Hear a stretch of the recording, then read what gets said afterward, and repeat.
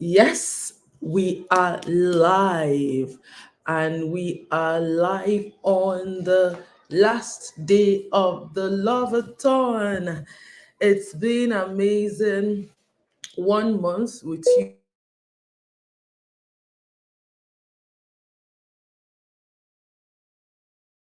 has marriage. So, welcome everyone. Tell us where you're joining us from and your expectation for today. Where are you joining us from and what is your expectation for today? Okay, so this is Lovathon.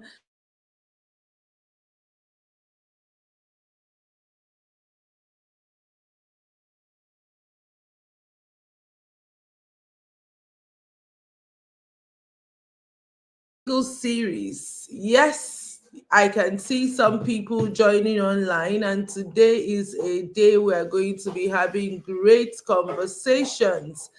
And what are we going to be talking about today?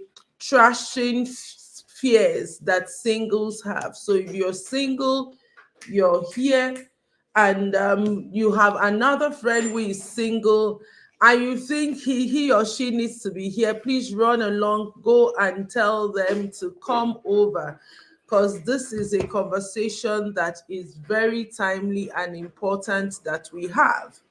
So tell me, where are you joining us from and what is your expectations?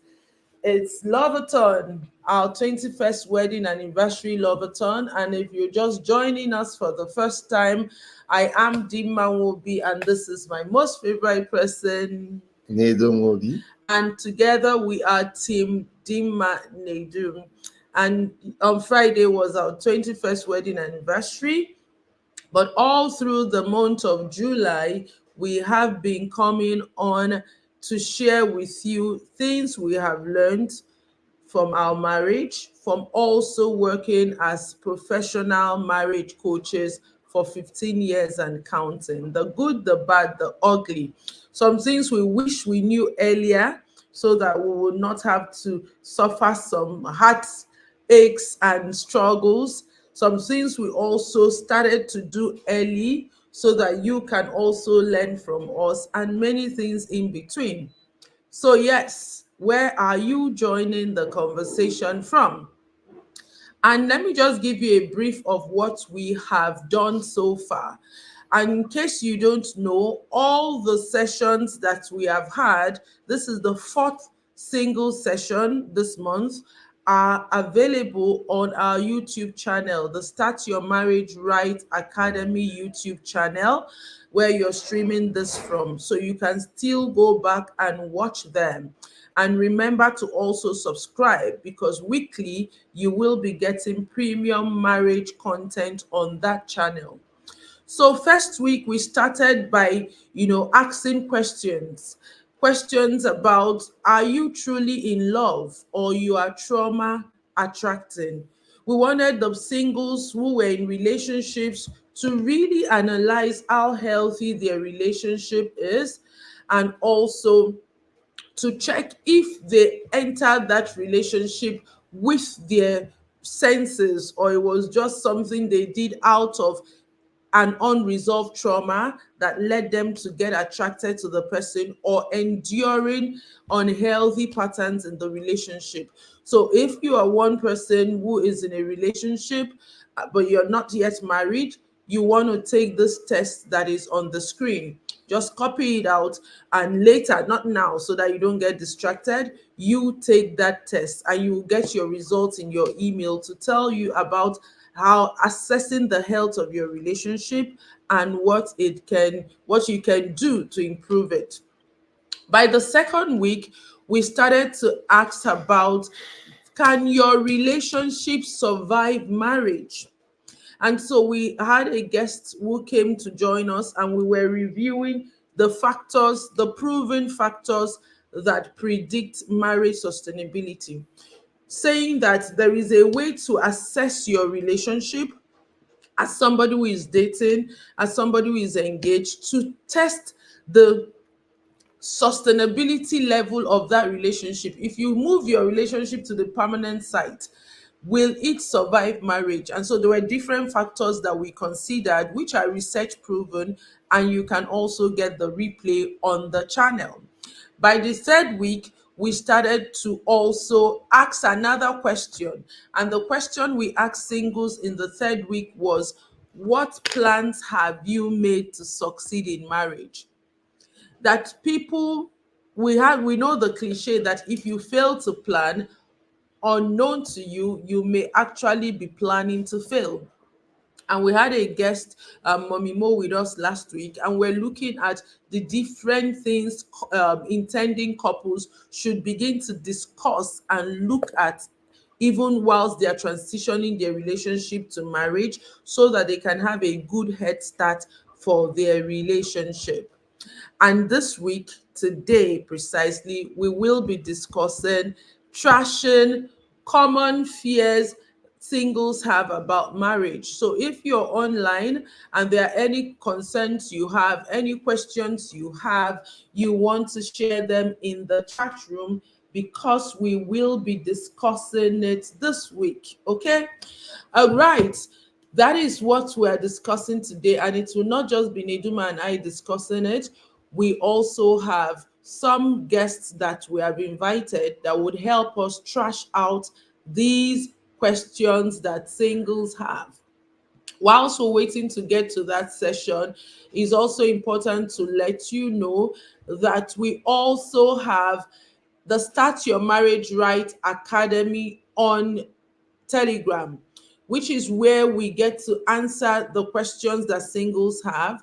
And we also share resources with them on what to do to either prepare themselves for marriage, know if their relationship is viable, and all of that. So that's what is scrolling across the screen right now, to join the Start Your Marriage Rights Academy on Telegram, because that is where you will be getting information and content, and you can have access to asking us questions and the other trained premarital and marriage coaches in the academy. So I'll let Nedum hold forth for now and tell you what are your expectations for this singles today, as we discuss the question on trashing common fears singles have. Yeah, thank you everyone out there for the last session in Loverton singles edition. It has been a grace-filled month for us, and we just came back from the weekend intentional couples weekend getaway hosted by teamDinmaNedum, and it was so amazing. It was fun-filled. It's one thing I wish any married couple should experience. Though this life we live once, we ought to live it happily.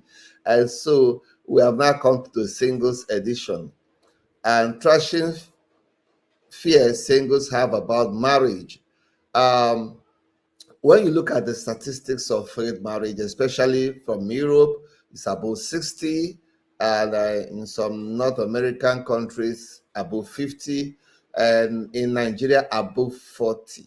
These are the people who are documented as being separated as over 40%, irrespective of whether you are professing the traditional faith or the traditional African faith, the Islamic religion, or the Christian, irrespective of which faith you belong, is over 40%. So this is enough reason to cause fears into any single that intends to marry.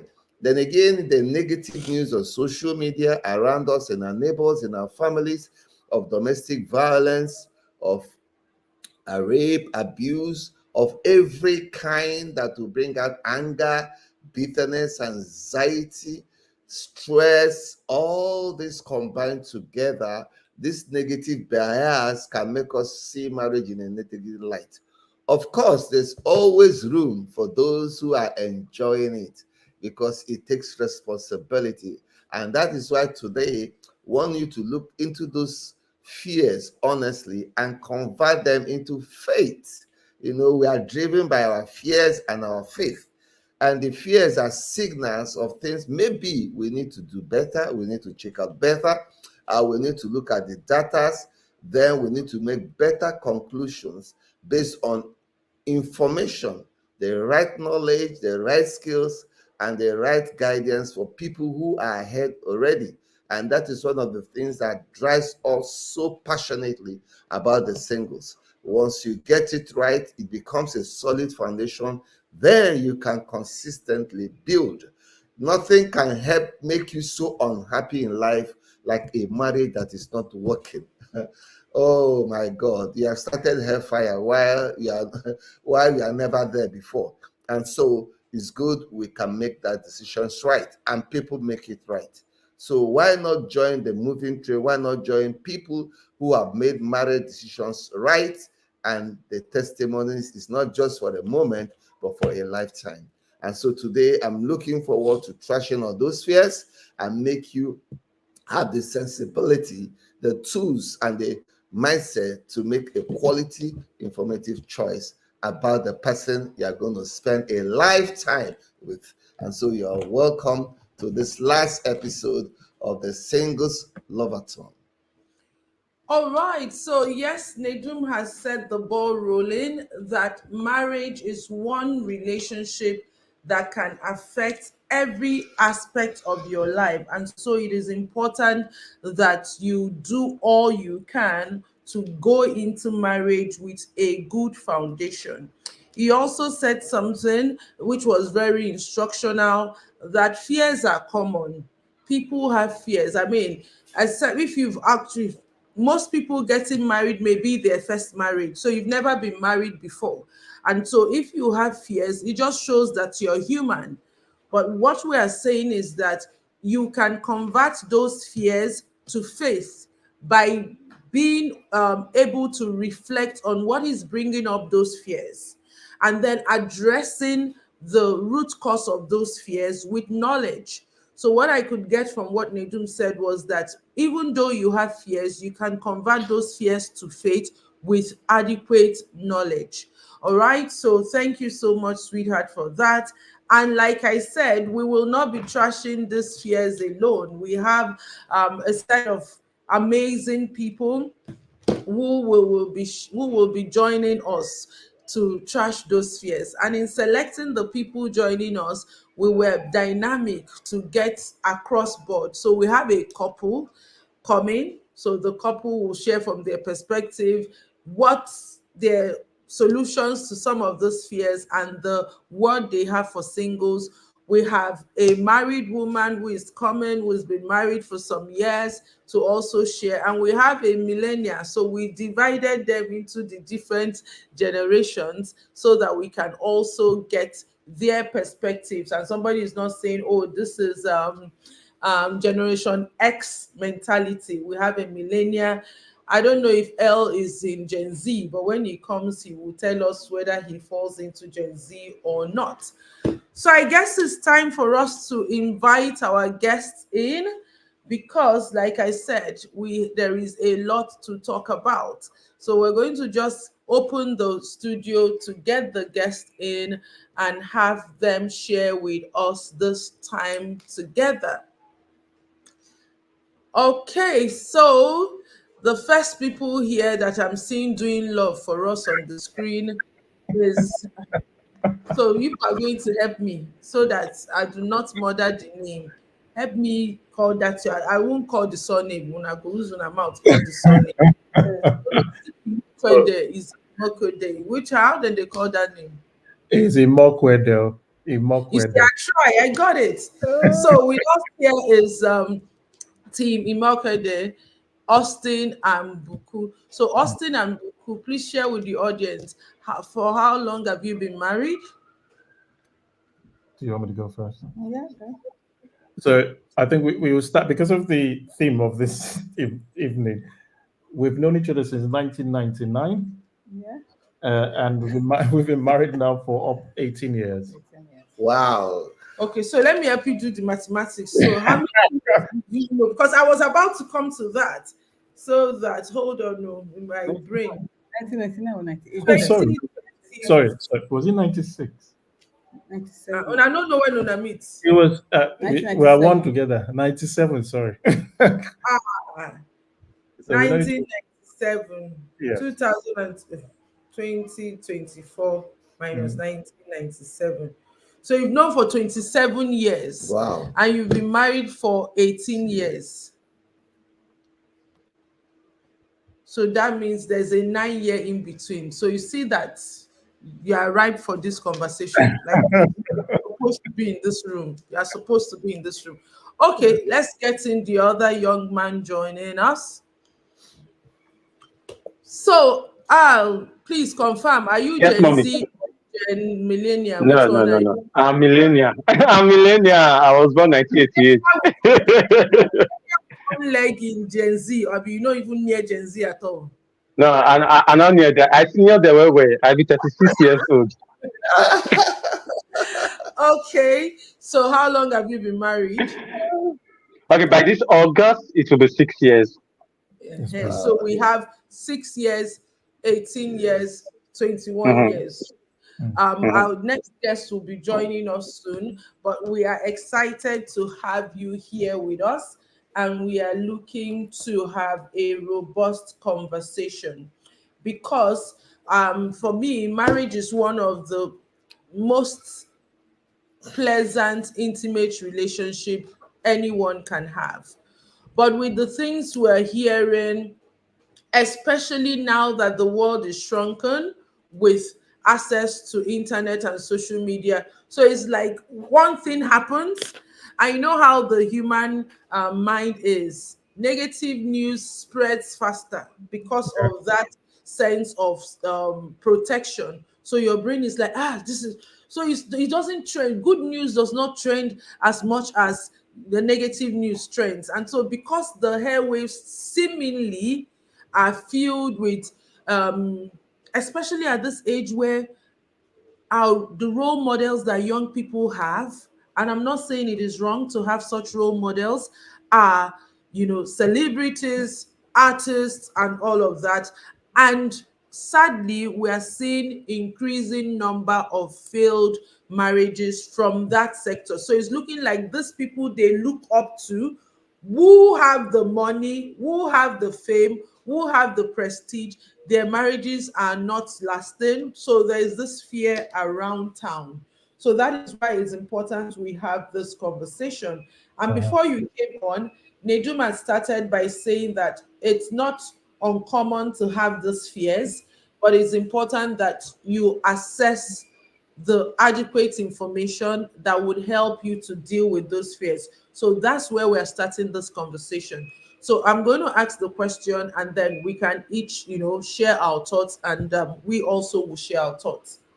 So with everything that is happening now, many singles scared to get married, social media and all of that, what can you say to a young person who loves the idea of marriage, who wants to get Yeah. married, but is afraid of marriage, particularly because of what they are hearing and seeing, and they have this fear of commitment. And for some people that have met young people, the idea of the lifelong partnership is what is scary for them. It's like maybe I'm dating someone and I'm like the person don't tire me. I go say I know they do again. But this marriage thing that you are tied there, and there's collateral damage to living. Because if it comes to divorce, let's say maybe you've had a child. So you are living, but there is an entanglement. Or some also fear their money or all of the financial wahala around divorce. So they would rather want to stay single than do this lifelong commitment. So what can you say to them in the midst of all these fears? Is taking a chance on marriage worth it? And if yes or no, depending, is there hope for marital success for the young generation these days? So Timmy Makede, you want to start? So the fears are very, very valid. Marriage is a long game. It's not short term. It's a marathon. I was saying to Bokun that there's no easy way to explain marriage. It's not. If you have short term planning with marriage, you have to think hard. Marriage evolves and matures with time, and events would definitely happen.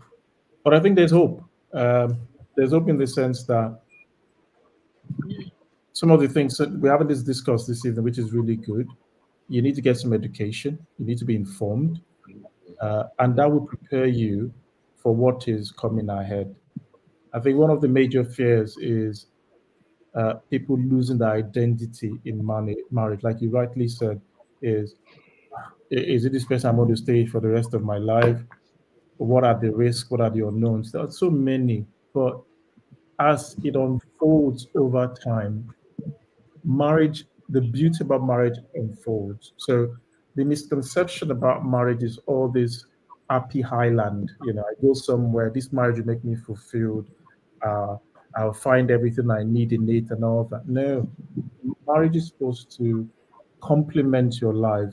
It's not the end of life. It's supposed to complement the journey of life. And in marriage as well, you need to understand that it's part of your identity. It is not your identity. It's not you. It's part of your identity. And so getting this kind of information, I know we can't go through that all the spectrums, answers we unravel, little bits, things you need to know unravel as we discuss more throughout the evening. Boko, do you want to add? Yeah, so I think singles do have, that right to want to know, just like Austin said. It's a journey, and when you're going on a journey, there's the tendency for you to want to figure it out in your head that, okay, where is this journey taking me, or where exactly are we going? So it's important that you plan. There's a lot of requirement for you to plan that journey. It's not a journey you want to go on and you're doing a lot of guesswork. First, you want to decide, where are we going? Are we going to London? Are we going to New York? That's where it starts from. So at least you know that you're both not assuming that, okay, I think we're going to London, and the other person thinks that, you're on the way to Russia. So it's important that, you both plan. But one thing I wanted to say to singles is that marriage is beautiful. It is sweet. The companionship is undescribable. And of course, it would vary from one marriage to another. There's no, one size fits all. There's no, oh, this is the standard, this is the way. Once you have defined what success is for your own marriage, it's your journey, it's your home, it's your marriage. You can define it the way you want, as long as you're both happy, as long as you both agree that this is what we want to achieve, as long as you both respect each other's, and your self-worth is still in there. It's a role, and there's so many things about it that you just need to ensure that you enjoy the journey. I'm just conscious of time, sorry. So yeah.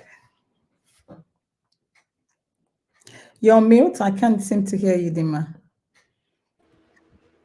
There seemed to be an interference when you were speaking, so I just muted us so that we could hear you well. And so I hear you. Austin was saying something which I think is very phenomenal when he said that people are looking for somebody who will come and fulfill them or complete them. So that's that fear of losing my individuality or losing myself. But if singles understand that marriage is about complementing, all right? So that person is not your savior. That person is not coming to fill your void. That person is not coming to save your life, because the person who is on the journey of saving his own life. So you cut down your expectations, and then you can work together. And Buku said something around, going, or if marriage is a journey, you go on with a plan. I think that's very important to go on with a plan and not just jump into it. Because you see people after school, oh, I'm born, I go to university, I maybe get a job, I just feel that the next thing is to get married. So they don't even have a plan, so to say, about it. And so I also think that if you have a plan, it may not take away all of the fears, but it gives some sense of respite that there's somewhere I'm coming from. So thank you for that. Mr. All Right. I'm sure it's Yes, mommy. right. All right with the young people. So talk to us. What's your take on this? In all of this and the fear of commitment and long-term partnership, is marriage still worth it? Or should everybody Okay, just say thank you. between baby mama, baby dada? And if it is worth it, the rate of what's the hope for marital success in these days? Okay, thank you so much. You know, why you asked that question, I was so excited I was not the first person to answer it. Because then I remembered one of my cousins, I happened to be his best man during his traditional wedding. And while we were about going in as a groom, he mentioned something. He said, "All right, you may say, once I enter there now, I come out. I don't turn married man." I say yes. And he was like, okay, so you may say, once I come out, I not fit check another baby again. I say yes. I not fit change mind tomorrow. I say yes. Then he sat down, looked at me and like, ha, seriously? I like, yes. The thing about it is that when I married my wife, we went through a lot of drama to get married. And one of the questions I kept on asking myself as a young man, having these fears, was I asked myself, what if she becomes a bad woman tomorrow? This time, these are not things that I hear. I happen to be a pastor's kid, so I get to see people growing up. It was usual for me to see people want to consult with my parents regarding the issues in their marriage.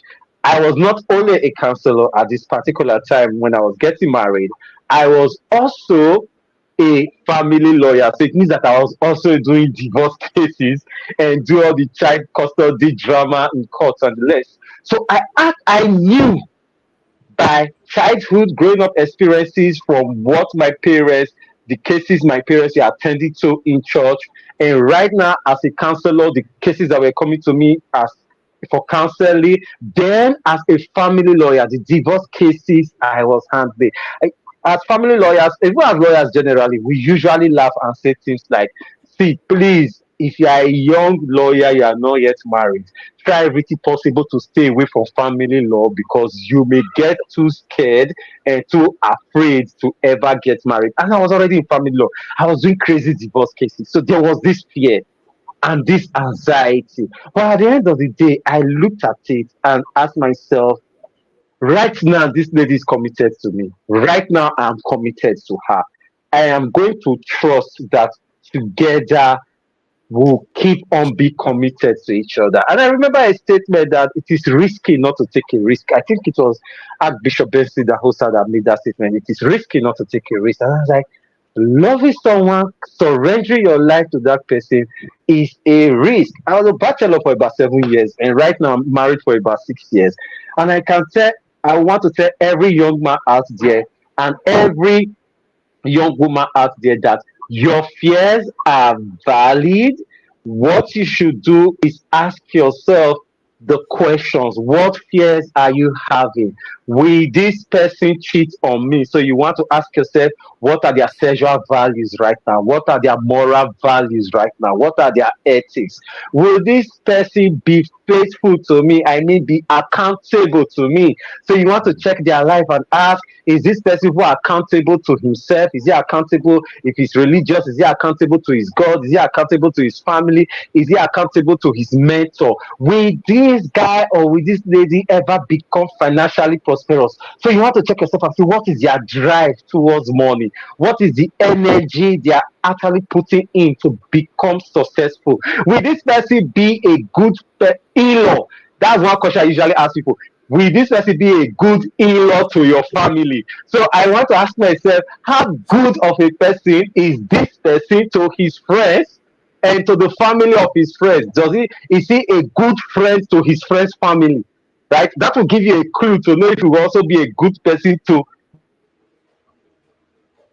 own family. Is he a good friend to his friend's family? Does he have good relationship with the family of his friends? Right? Okay, that's the property with the family members of his friends and the rest. So you want to answer all those questions. These fears could be an indication of you trusting somebody with your life, but it could also be an indication to say, is there something wrong somewhere? But if there is nothing fundamentally wrong, it is all just that goosebumps and maybe those anxiety, I will want you to dare the risk. The truth about it is that I've seen my father married 2 times. He married my mom. My mom died in their 18th year of wedding, and he remarried again. And the 2 marriages are superb and amazing. And now I am married, and I'm like, marriage is sweet. So if you think that marriage is scary, maybe you are watching the wrong Nollywood, or maybe you are watching the wrong Telemundos, right? There are many of us who have amazing marriages, who were once scared about the decision we were making, but today we can tell you that we too waste time. What was I doing 7 years as a bachelor? Like what was I thinking? Nothing is as sweet as this. All right, thank you. All right for that. And I was curious when you said you were 7 years a bachelor. I say, make I ask you, when did you start counting? Is it because this thing? I started counting after NYC. So I started counting after NYC. Because my husband and I stumbled on someone who, he didn't get married, but he became a father at 13. Abi?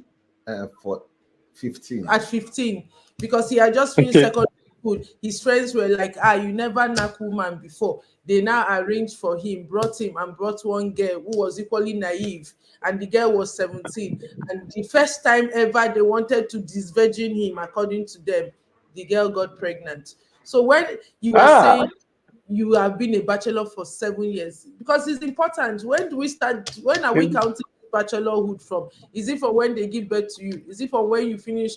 So for you, I'm just curious, when you start counting from post NYSC, is it because for you that's the time you feel you were now ready to do life with someone? What informs that concept of when we start calculating bachelorhood? Okay, I would say you should start counting bachelorhood from when you became independent. So I actually start counting from my NYC year. So it's from my NYC year. Although people may want to count for me from when I was in law school, but I was not independent. I was still dependent on my parents in law school. But the moment I started singing Youth Obey the Clarion Call, my before I went to camp, my father told me the amount they are paying you right now in NYC is bigger than the salary with which I started life. So now you are starting as independent. So I became independent from NY. The moment I stepped into camp, I was independent. So I will count bachelorhood or spinsterhood from when you became independent. Okay, thank you for that. I like. I wanted to get that, and I totally align with that. When you become independent. So thank you for that, and may the soul of your mom continue to rest in peace. And you've had a privilege of having, knowing your dad in 2 marriages. And I was like, are you sure you are 36? Because your energy resembles Gen Z energy. Because you don't already help us carry the message to the second question. Because when we were talking, you were looking at things that when you have those fears, you went in to begin to look at the different areas the individual should start reflecting on, should start acting to find some answers to. And that takes us to the next question I have. And somebody in the audience also shares your perspective. The person said you should start counting from when you are independent. So that is fantastic. Thank you for sharing that. So one of the commonest questions, so we have a YouTube, no, not YouTube now, a Telegram academy. The Start Your Marriage Right Academy is on Telegram, where we have young people, and then one of the topics dedicated there is questions. We want them to ask their questions about marriage preparation, about all of that. And the most commonest is already qualified. The commonest question in that place, which is representative of the commonest questions you also get asked when you are teaching or facilitating a singles event, is how do I know he or she is the right one for me? And as much as there are different school of thought about that, we believe that many people are starting from the second best question, right? Yeah. That even if you're getting married, you should be asking if you are the right one for yourself first. And so we are checking for partner readiness. How will I know that this person is right for me? Meanwhile, you're not checking for yourself. How will you know you are right for yourself? Because, like what L said to us, for him, he stayed till he was independent to venture into it. So, in addressing these fears, I have also seen that people end up in relationships they have no business being in because they first of all did not prepare themselves. So I want to know, even if it was something we did in our own time or we wish we had done in our own time to prepare ourselves, what message do we have for young people? What are the essential areas of a person's life that they should pay attention to and prepare themselves before even looking forward to a potential right partner? Do you want us to go first? Yes, please go ahead. You know, what I said earlier on is identity. Okay, it's quite crucial that you must find yourself before you find another person, because as an individual, your summation of your personality, your value system, the society in which you grew up that shaped that value system. So that has shaped things you can accept or not accept, things you can condone or put up with. So you have a boundary, you set some certain standards for yourself. And that's when you meet someone or you date a few people, you try and find people that can complement those things about you. And then personally, you have compromises, to say, this is what I can put up with, and this is what I cannot put up with. Because there's no way you're going to find Mr. Right or Mr. Left. There's no Mr. Perfect out there. You only have someone who fits into a model of who you're looking out for. For example, if you're someone that says, for us, we said to ourselves when we were friends, because we're friends for 9 years, started dating, is that we will never lose ourselves in marriage. It was something we defined from day one. If you cannot be happy, then this is not for you. As a person, as an individual, you must be happy. You must find yourself. You must do the things that make you happy. Because when kids come, it's another drama. When in-laws come, it's another drama. When kids start going to school, drama. When they start graduating, drama. When kids start having their own opinions, political opinions, financial, all those opinions, it's all drama. But outside that bubble, you must stand outside that bubble and be happy for yourself. You must be at one with yourself to say, I have not lost myself in all this, because that is where true happiness, because if you don't have that, you can't give it into that union. You can't give it into marriage. So that is one thing. So your identity is quite crucial. Identify who you are first, what makes you happy, what you've qualified. You've defined your own success as an individual before you can draw on somebody else. Or else, not crash course. Yeah.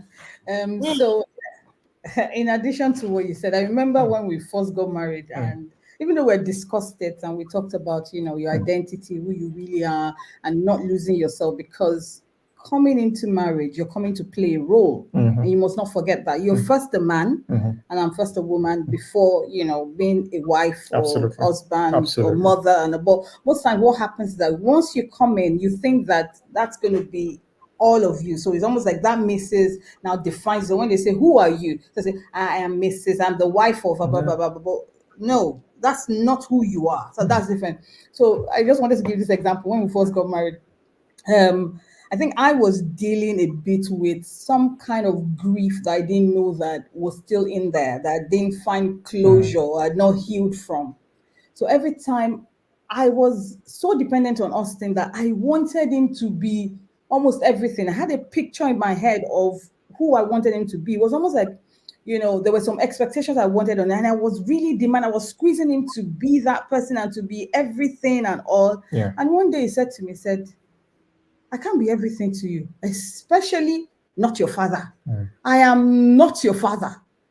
And that got me thinking. I was like, and that was a trauma that was in my life that I was dealing with at that point in time that I did not know. It was a very, very unconscious thing. It was, an unconscious thing that was happening to me. But I was demanding, I was looking for a father figure.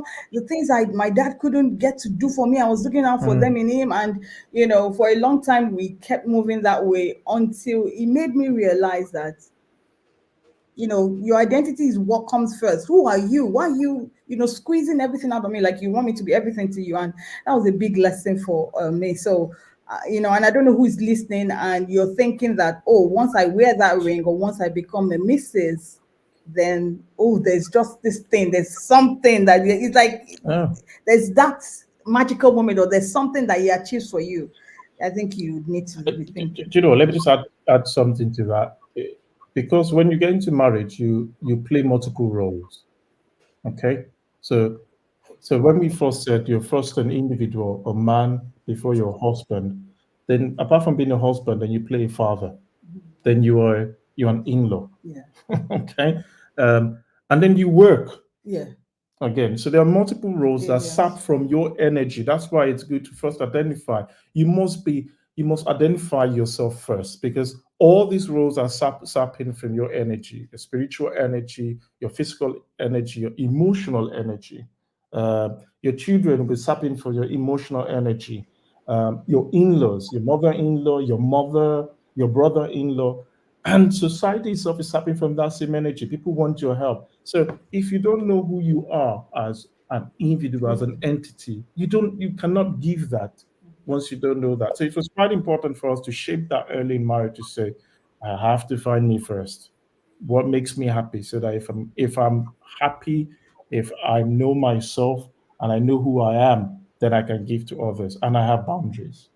Then I can set boundaries in marriage as well. And I think it has worked. We've been here. Absolutely. We're growing. It's the 18 and we're growing in marriage. Yeah. Okay. Fantastic. Amazing. I'm amazing. So my work here is to be summarizing so that they right. So great thing. So what I can pick from what you both said is that you have to know yourself, Yes. know your strengths, know your limitations, know what makes you happy and how to go about what makes you happy, such that, and that was critical when Austin was speaking. He said such that when you meet potential love interests, you are now like checking, does this person fit into this lifestyle? When in marital coaching program, we call it, creating your intimacy playbook, where you're able to have, we take you through some process to get aligned to your authentic self, heal your traumas, like Buku said. Otherwise, you would unconsciously be expecting your partner to feel that role, even without knowing. Right? So by the time you do all of that, you're saying, oh, this is me. Because I say to people, when you're asking somebody, will you marry me? Yes, we'll do all of the razzmatazz, all of the, it's all fine, all of the ceremony. But really, what you are saying to the person is, can you do life with this person? Absolutely. And if you don't know yourself, who are you telling the person, can you do life with? Absolutely. So I'm supposed to know myself and say, it's not about my looks. It's not about, see me, this is what makes me tick. This is what irritates me. This is how I like to recharge. This is this. So literally what is coming to now is hand over your intimacy playbook and say, go and study this next one and know whether you can do life with the person represented here. Because that's what you should be. But unfortunately, like Austin said, if you now don't know yourself, who are you presenting to the person to meet? So that was really spoken there.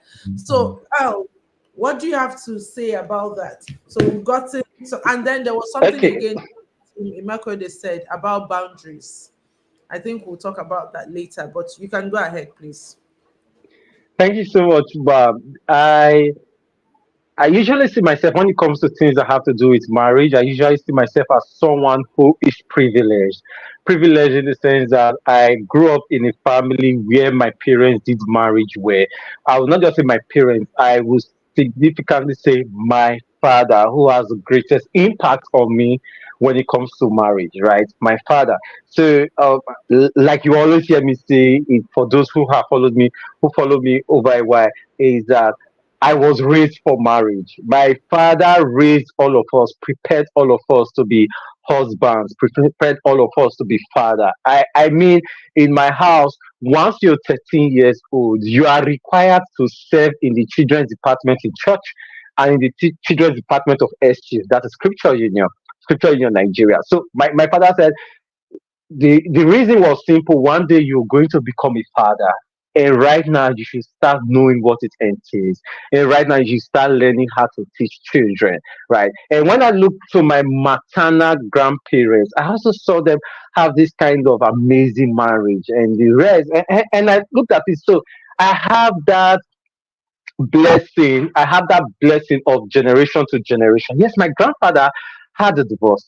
My grandfather had a divorce before he remarried, and when he remarried, he got born again and he started living his life according to the Bible. So he was able to now tailor his marriage to be faith based. You know, that's the problem we have today. One problem I have today, sorry for this little digression. One problem we have today is that people, we can't actually say what is this that is regulating people's marriage. What is their marriage based on? Once upon a time, some of our parents based their marriage on their culture. So we knew that their marriage was governed by their culture, by their tradition. A time came, it became governed by their religious faith, right? So then we can't actually cannot tell whether it's governed by their religion, by their culture, or by social media, or by motion media. We are confused these days. So by the time it was time for me to get married, I mean, Mama, I studied law. So if I studied law, it means that I did 500 level, I did law school, I did NYC. Meanwhile, in 400 level, my dad was already asking me, who would you like to get married to? That by this time that you're in 400 level, it's actually one of the best times. By now, you should actually have somebody you want to get married to. And this is one of the best times for you to get married to. So, me, I was able to go through all those processes. By 13 years, I already knew I wanted to be a marriage counselor. At 13, I already knew I wanted to be a marriage counselor, helping my peers, helping my friends, helping my classmates in school with over the relationship issues they were having and with the family dynamics from which they were suffering. So by the time I was 10, my father had started giving me materials to read on relationship, to read on love, to read on sex growing up, right? Age appropriate material. So over time, I was able to develop that. So by the time I was meeting any woman and presenting myself to any woman, I was able to clearly state what who I was going to be and what I wanted. One particular time I was unable to do that. I lost that babe that I was unable to do that. And I knew that I could not sell myself well to this particular person. So I went back and I sat down and I told myself, I'm going to learn how to sell myself. So the day I asked my babe out, she said yes, because I had mastered that process, right? So as an individual, for those who are watching right now, you may not have the privileges that I enjoyed right now. And the counsel I will give to you is the same that I give to young people everywhere. Find 10 amazing marriages and just try to resemble your gender in that marriage. Just try to see what is it, what's the amazing thing, the good thing this person is doing, and just try to resemble that person in your daily life, in the way you relate with your friends, in the way you relate with your external family members, in the way you relate with all the people around you, because you never can tell. I mean, when I asked my babe out, I did not know that her best friend's fiance, like the fiance to her best friend, was the owner of one Sabbath cafe that I visited. I went to that Sabbath cafe whether only once, Mama. Only once was the time I visited that Sabbath cafe to do something. And when the guy saw my picture, the guy was like, I know this guy. He has come to my cafe before. He's a core member. He's a good guy. I think he's a nice guy. Just one experience with me. So you never can tell where you are going to meet this person or how it's going to be. But if you live that good life right now, I mean, don't start preparing your life for one Angelina or preparing your life for Caro. I'm saying the life you want to give to Caro, live it right now with all the people around you. Leave it with your mother, leave it with your sister, leave it with your female friends, leave it with the friends, with the sisters of your friends. It also works for the other gender. Let it be that when everyone speak of you, they have the same story. They can rate you over 10. They are rating you the same way. You don't have a different personality with the people in church, from the people in the office, from the people in your neighborhood, right? If you are able to do this as a person, so you don't, there's this teaching that is out there, especially for those who are Christians, and you say, oh, the Bible says, he that finds a wife, so she has to be a wife first before you find her and the rest. And the reality is that right now, you don't know who is liking you, you don't know who is interested in you, you don't know who is crushing on you. If I see you, do I see a husband in you? I'm not, I'm a guy. I'm a guy. I'm not gay. But if I see you, do I see a husband in you? If I see you, do I see a responsible father in you? If I see you, do I see a responsible in law in you? If you are able to live that life, that no matter the situation you find yourself in life, I mean, whether you find yourself as a single or you find yourself as a married person, you will be able to give that quality life. You'll be able to deliver quality life, right? Then you're good to go. So how are you doing it? That's my counsel, ma'am. What's the quote? It says, Danielle says, the life you want to live with Caro, live it with everyone around you now. Be yourself everywhere. And that is also going to impact where they say, oh, he was pretending in relationship, where people Yeah. compartmentalize their lives. You are a different person in your faith-based organization. You are a different person at work. You are a different person. And so if traditionally we know that when you want to get married, they will ask around about you. Our elders will go to your village, they will ask your neighbors and all that. So maybe if you are nasty at work and they ask your colleague at work, they'll say, this one, wrong, no. And the baby is now confused with the person who is so nice to her. You can't reconcile these two personalities that are being spoken about. That was spot on. And I think your father deserves one. Which one did they drink? Is he Odeko or whatever? You say he's a pastor, for giving you that. It was so spot on. And I think that's the message we should give to parents. Preparing your children for marriage, for life, and all of that. And I'm like, wow, you started at 13. You already knew what you wanted to do. That was so spot on. And also the fact about finding good role models. Finding good role models and learning from them. Thank you so much for that.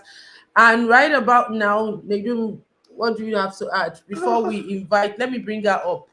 So our auntie for the day.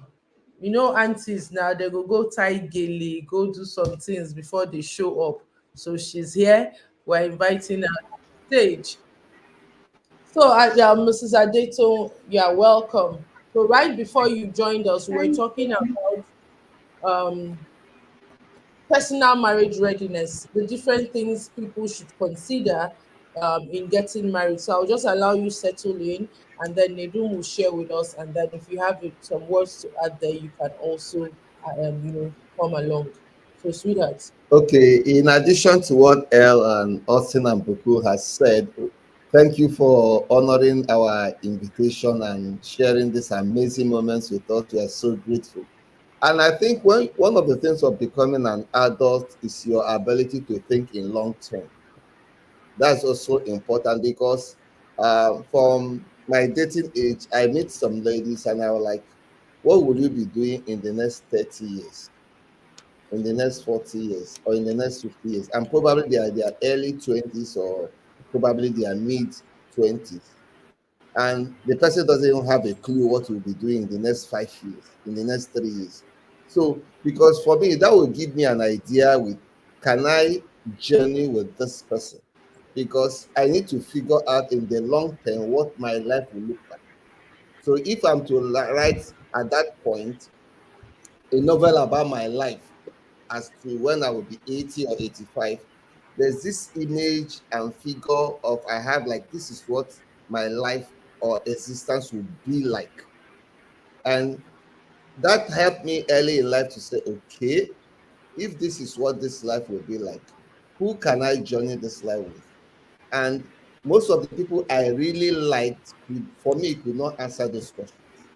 They were somehow, it was vague in their mind that how can somebody even begin to ask you about next 20, 30, 40, 50 years where you have not known for just the next 6 months? And immediately I begin to have somebody I can have that conversation. It becomes clear for me that, okay, so in as much as you can't know everything, but at least the ones that you can figure out, have you have a thought about it? And so for any single out there, have you think in terms of long term? How this journey of life, how you want to write your history ahead, beginning from the end in mind. Can you even have an idea what it looks like, what will it be like, what will play out in your life? And then in retrospect, you can like, okay, who can I journey this with? So it's just in addition to what has already been shared. Thank you. All right. So now me come fit you see the journey with you. What's the idea? All right, ma'am.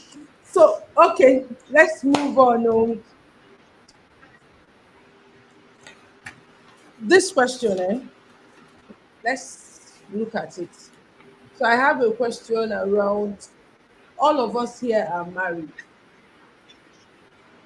If we're going to be looking at how we prepared or things we did early in the relationship and all of that, I don't know if this will be relatable to L because in Papa already give um, the documents for marriage. But again, there might be some nuances with the different personalities of your partner and all of that. So, what are some of the common regrets? And this may also, as much as I encourage vulnerability to share if it's relatable to us, it could also be from our interaction with other couples and all that. What are common regrets married people have that they wish they knew before getting married? So that we can share that and how singles can prevent such mistakes. Because I've seen books written about it. 10 things I wish I knew before I got married. And that means written by married people. And we have single people that are already entertaining some fears about marriage, and we want to now come from I've been there, and I know people that have been there, and these are some of the common mistakes they regret that I want to know so that you can prepare ahead of time. Mrs. Adetong, do you want to start the conversation here so that our beautiful audience can get to hear your Yes, voice? thank you so much, and I apologize for coming late. I had a family function. I even went with my laptop and I got carried away, so I had to run out of the hall. That's why I still have Lily on my head.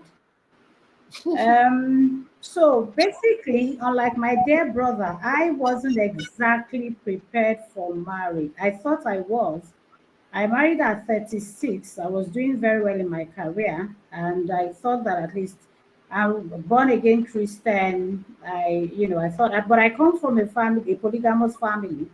So my mom never really used to talk to us about marriage and things about girls and all that. I just watched by observation. So it wasn't a perfect family that I came from. So in hindsight, one of the things that as Christians we do is that we assume that, I went into marriage believing that God led me to do this. I didn't ask very many questions. So this is about 17 years later, and I'm asking myself how I got here. So I believe that today I was talking to a gentleman who is married and married somebody who is divorced and had two children.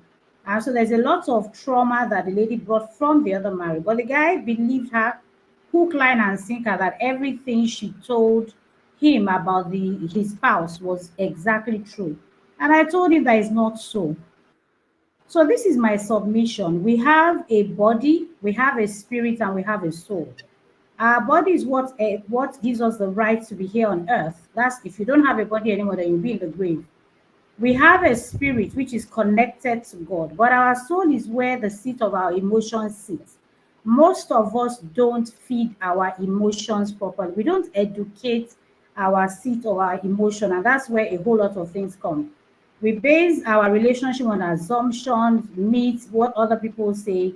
And so marriage is not a 100-meter dash, it's a lifelong journey. So what I would say is in preparing for marriage, you need to pay attention to your soul. Who are you? What is your makeup? Where are you coming from and where are you going to? You need to have clarity, and it's a journey laying a foundation for a very solid one at that. Thank you. Okay, thank you so much, ma'am, for that. Thank you for also sharing your story with us. And you see how it, connects with what Elle said, that we may not have the models in our own birth families, but we can find models around. Just identify and all of that. And I think that again, there are too many assumptions. People imagine that because you are old enough, you would know what to do in marriage.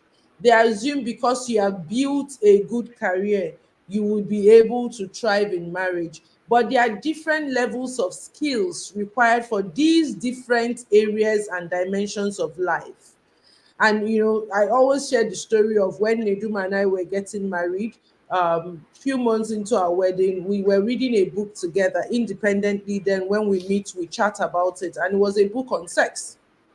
Tim Lahaye's book on the acts of sexual love. And I was reading mine in my mother's shop. My mom was running a shop then. And so when we were on holidays, we would help out in the shop. And then in between attending to one of the customers and coming back to the table to read the book, she cited the book and she's like, "What are you reading?" And I said, "Oh, she picked it, sex." You are reading about sex. Which book about sex did my father, me and your father read? Your parents-in-law, how many books did they read about sex? So if you don't read this book about sex, when you get into marriage, if you like, take the penis and put it inside your nose. So you can imagine how it's expected that by virtue of being man and woman, you just get married. And I'm just using this in sexual experience, and you will know what to do. But we've also seen people who get married and the man is trying to penetrate the woman from the urethra. So you see that you just have to find knowledge for yourself, whether the people around you believe that the knowledge is important or not. You cannot say there's no preparation in marriage. No, which is why we are still scrolling that the Start Your Marriage Rights Academy, it's a free entry, no subscription. It's not a subscription based platform, so you just need to get the knowledge that you need. Thank you so much. And feeding your soul, when you were saying that, it just touched me. And especially, I like that you brought the angle of us as religious beings, especially in this Nigeria. You go there, your own person will tell you that God ministered to him that you be my wife. I say he never ministered to him, because God cannot be giving me to you without telling me. Abi, he will speak to me now as he's speaking to you. And so, because we also assume that because we have God, and I want to put it in a way so that it's not misunderstood, but really these are skills. All right. The fact that you are tongue speaking, spirit filled does not necessarily mean that you enjoy marriage. I mean, you've seen men of God whose marriages have failed. So as much as you're speaking to the spiritual part of you, which is what I took from Adetonwu's speech, you also want to speak to the soulish part of you.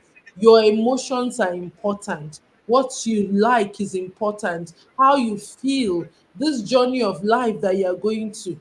If you are able to understand it and present it to the person, it will go a long way. Thank you so much, ma'am, for that. So, in addition to this, don't tell us another thing where they don't tell us. Are there other fears that married couples have? Not fears, mistakes or regrets that married couples have that we want to share so that the single ones can know and know what to do differently, Do you have any? Okay. I think in addition to what Adato says, it's also this idea that you think that when you marry somebody who is of the same faith with you and probably profess the same kind of belief, you assume that every spiritual exercise you feel you can do, you have already had a person who will be a motivator in that area. And where I come from is that I was thinking, because we share the same fellowship, I like praying in the morning from 5 a.m. I started my prayer even before that. And look at me, oh, I was now forcing her that two people that are married must pray. You know, this kind of thing, prayerful partner, prayerful spouse. When I wake up, let's start at least the first time I agree, you're just newly married. Say she's sleeping, that her best sleeping moments are early morning. What are you now doing in the night? And for me, so you now think that because you have the same faith, you have the same belief, is that every spiritual exercise that speaks to you speaks also to that person. So for me, it was, I didn't think, I was married thinking that I will now be more spiritual. Now I have a partner, everything about my spirit will now have somebody I can do with. So I had to now like begin to think. And one day, our reverend was saying that prayer is a relationship with God. So if your partner is not praying with you at the same level, at the same intensity, at the same time, how is that a problem? So that got me thinking, okay. So it went for me to look at into that conversation and discussion like, when is it time for you to pray?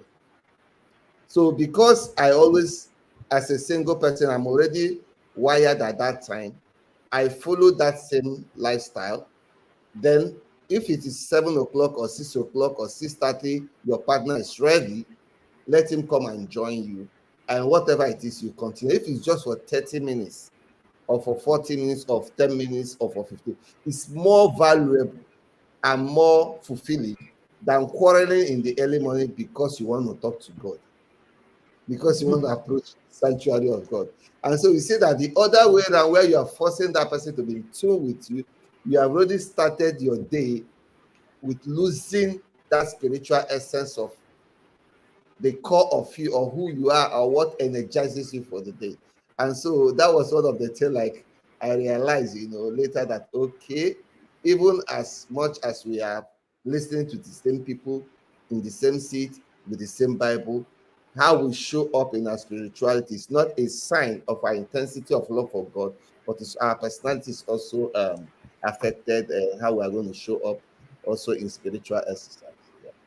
Okay, so the man won't make her they wake up before this. Oh, bless God for understanding and for Yes, growth. All right, so Timi Mokede, what are some of the common mistakes or regrets you think couples have that the young ones should know ahead of time so that they can prepare well? I think one that, from observation and friends, generally that you hear is especially from the women, is the misconception of chemistry. Mm.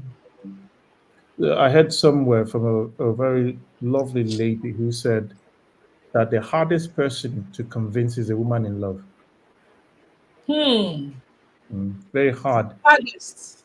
The hardest person to convince is a woman in love. Even when everyone can see that you are being led by someone, a blind fool, that love, that emotional entanglement, the lady just can't sit. So when I hear mostly women who have been married for such a while who come and say, and my dad told me, oh, my brother warned me, oh, I heard that a lot. And I was told, and they told me, oh, that this person, because I always say this, when a lady wants to date someone, the best person to ask is not your girlfriend, is the man. Ask men, ask the males in your life, your father, your brothers, your friend, your colleagues, people that are close to you, who are masculine, who can tell you of what it means to be a man. So the misconception about chemistry is always emotional for the woman. But it's you apply some logic. You Mm. must apply some logic. These are the boundaries, identities, things we've been saying all day. You must apply some logic. You must, and we're teaching our kids how to do that, is to say, put aside your emotions. See, no matter how emotionally attached to something, put it aside. If not food, if not TV, if it's a game, put that thing aside. Put your emotions. It's very powerful. Then take logic. Is the timing right? Are you doing the right thing at the wrong time? Are you having the wrong conversations at the right time? Apply logic. So the regret you always hear is, I went it and I gave my best. Look at how this person is maltreating me. It's because the signs were there, the red flags were there. But because you've applied so much of your emotional energy, and you're not applying logic, or you're not listening to wisdom or counsel or all the education from people's past experiences or mistakes, people who are seeing similar signs of regrets to saying, I saw this happened to me, don't do that. They say it's not the same thing now. It doesn't apply to everybody. You don't be generalistic with your opinion. But history is there for us to learn so we avoid repeating the same mistakes. So they are there. So your mom will tell you, your aunties will tell you, the history is in people's families. There are signs in people's culture. There are red flags. People see, they know these things. They will tell you. That's why I started by saying the hardest thing is to tell a woman who is in love that you're going the wrong direction. So you must apply logic.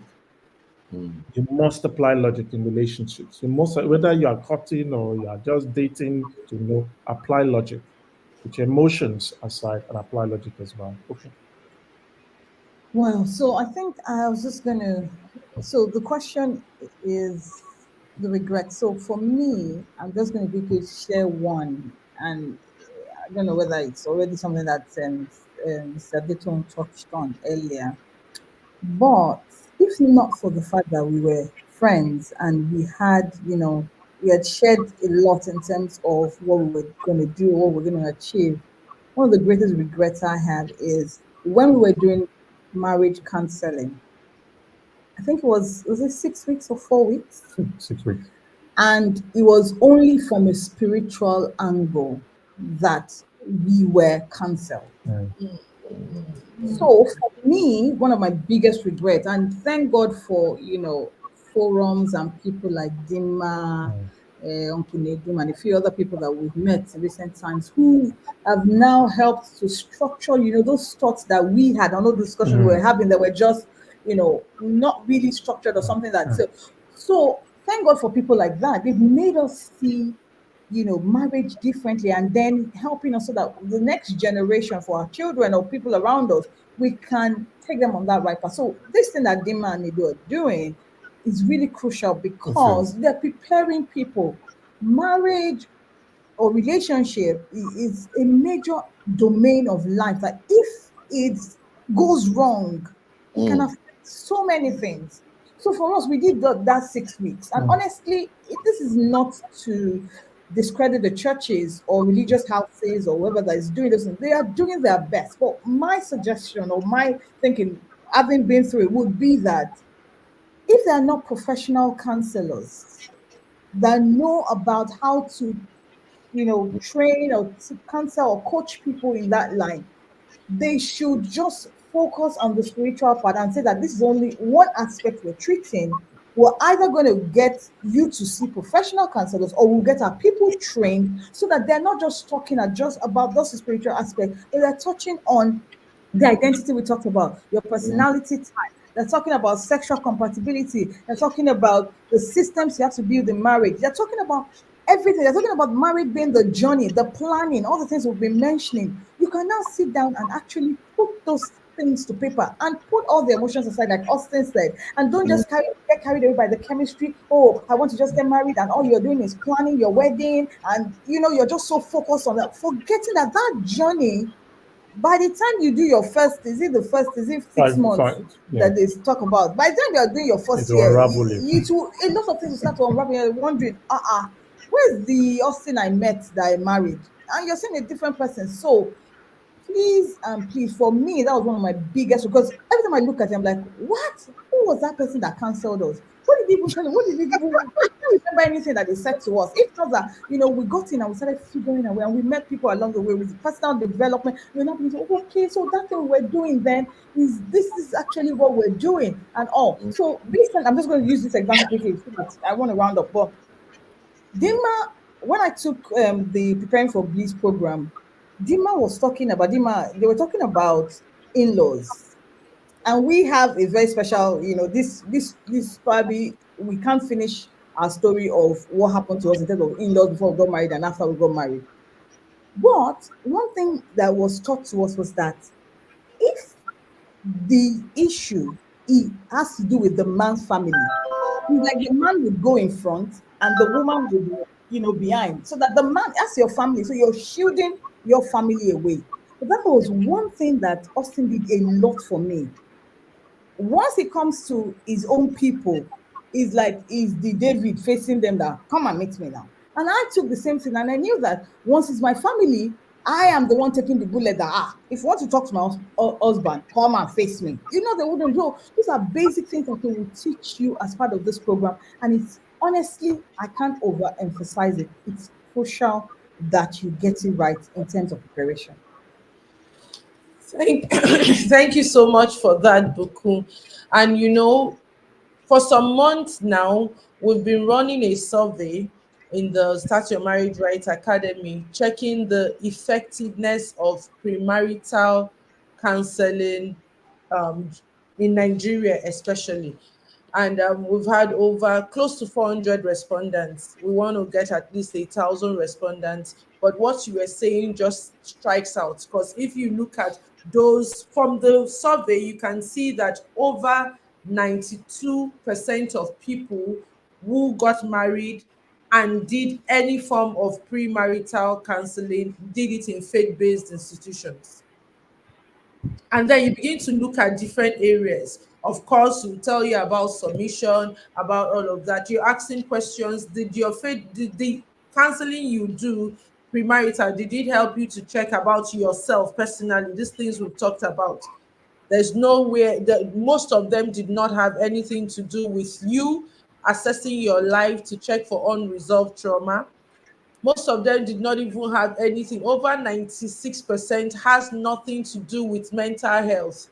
So you were not taught anything about how to navigate your emotions, like what Adeton was saying, knowing yourself solidly, understanding your emotions. And it's not that we're saying that they did what they knew with the resources that was available to them. But what we're saying now is that it's important that we continue to advocate that marriage is an institution. The whole job, just like I can't have an issue with my neighbor and I'll say my husband, you love me, come and represent me in court. I'm going to look for L and his contemporaries, because that is a profession. So people need to begin to see that marriage coaching and marriage counseling is a profession. It's not because I have been married. You've been married does not qualify you to give marital counseling. You speak with God and you stay on the mountain from morning till night does not qualify you to give, because you don't know the dynamics of human psychology. You don't know two people can be quarreling and those people settle, but you are not going to now extrapolate that and say because he did this for the Mercedes, it should work for you. You don't know whether my husband is a powerful comedian. You don't know even what he's doing is reminding me of my low self-esteem issues that I have. So it's not about what he's saying, it's about how what he's saying is touching a sore spot in me and I'm rising to defend myself. But if we don't get to the root cause, we can't know that. So please, it's important, and this is advocacy. It doesn't necessarily mean that you must come and work with us in the Statue of Marriage Rights Academy. But please, if you are getting married, ensure that in addition to what you're doing in your faith-based organizations, that you take a professional marriage preparation. And there are so many out there so that they can help you search through your life, search through the dynamics of your relationship, and help you create the systems that would, work for you. Very important. Thank you, Buku, for touching on that. One system. So, El, I will be giving you time now. Have you talked about this regrets? Have you No, answered? no. No, no, not yet. I've not talked about the regret Or yeah, at tell me all. about For it. me, 2 minutes. 2 minutes. no problem, bro. Let me be looking at my time. For me, what I did was okay, I had the blessing of having many counselors and also many mentors that I submitted to. But I'm going to talk about the regrets that I see people having in my work as a counselor and also in my work as a family lawyer. Okay, one regret that I saw in myself was the fact that I thought when I got married and the rest, of course, because we are getting married in 1 year, 2 years, 3 years, my wife would have got to my level, right? My level of intelligence when it comes to counseling matters, and even when it comes to legal matters, right? I thought that, oh, she would have grown and the rest. But family and friends, one time, my wife had to tell me that, see, come, I want to let you know that I'm not a counselor. I am just your wife. I am your wife. You are the one that is the counselor. I am not the counselor. So even when people will approach her, she will tell them, I am not a counselor. It is my husband that is a counselor, not me. And we get to see this because people think that, oh, when they get married, their spouse will just automatically just get to their level. In the first year, in the first 2 years. No, it does not work like that. It has to take a process for your spouse to also grow, for the two of you to grow together. We have done divorce cases because the people felt that they were not on the same level. Meanwhile, I could see that they were growing. They were growing. Then another mistake again that I've seen is people taking the way their partner treats them more important than the way their partner treats other people. Let me break it down. If you're in a relationship, if you're single right now, the way your partner treats other people Mm. is, from my experience as a counseling psychologist and a family lawyer, is more important than the way he or she treats you. Right? Okay. Because right now you may still be in the honeymoon phase. Right now you may still be in the wooing phase. There's still other adrenaline. There's still other love rush and the rest. A time will come when they will become normal. These people will become normal. The love will plateau, right? Or it will settle. It will get to its destination and pack, right? When that time comes, they will treat you those exact same way they are treating everybody because they'll be tired of faking it.